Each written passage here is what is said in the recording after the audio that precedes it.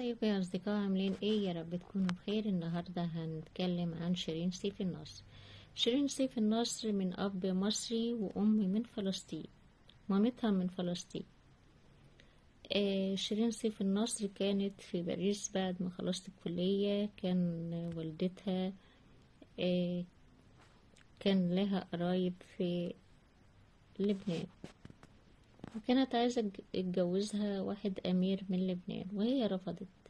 نزلت على مسافة باريس. واحد شافها ممثل كبير، قال لها انت وشك حلو ووشك جميل، تنفع ان انت تمثلي وكده. فنزلت على مصر وسمعت كلامه وابتدت تمثل. اول جوازة لها من راجل اعمال سعودي، ادالها مهر 2 مليون دولار وعربية احدث موديل. وبعد كده اتطلقت منه واتجوزت مدحت صالح. مدحت صالح كان سالف من فيفي عبده 1,500,000، لان هما كانوا عاملين مسرحية مع بعض. فلما اتجوز شيرين اتجوزها، كانوا بيحبوا بعض جدا واتجوزها. لما اتجوز شيرين راحت رفعت عليه القضية وعايزة منه 1,500,000. فراح قال لها يا ريت تساعديني نسدد فيفا عبده بالمبلغ ده. فهي كان في ناس بتتكلم بتقول ان هما كانوا بيحبوا بعض.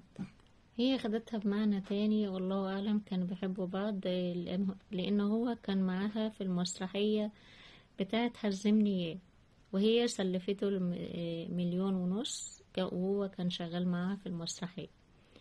فهي رفضت تساعده بالمبلغ ده وقالت له طلقني. اتطلقت منه ورجعت اتجوزت جوازة تالتة. بتقول أنا يعني مش معتبرة أنا دول كلهم جوازات. بعد كده كانت اعتزلت لمدة 12 سنة.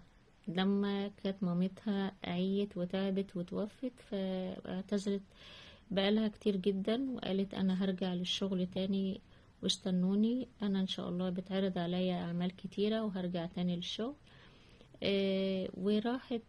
طبعا لما اتجوزت تالت مرة طلقت، وقالت انا لما صاحبة عمري صديقة عمري اللي كانت بتيجي وتنام عندي وتاكل تشرب كانت بتاخد ذهبي وتخرج بيه، وكنت بثق فيها جدا، وكانت عارفة رقم الخزنة وكل حاجة كنت بعرفها لها.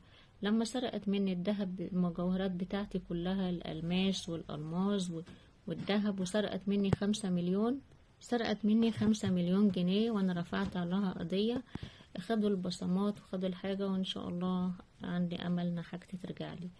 فهي بتقول ان شاء الله باذن الله انا هرجع للشغل قريب جدا، انتظروني. احنا مستنيينك يا شيرين، انتي جميلة جدا وربنا يوفقك. وعايزة اقول لكم ربنا يوفقكم يا رب. يا ريت تعملوا لي لايك واشتراك في القناة. مع السلامة.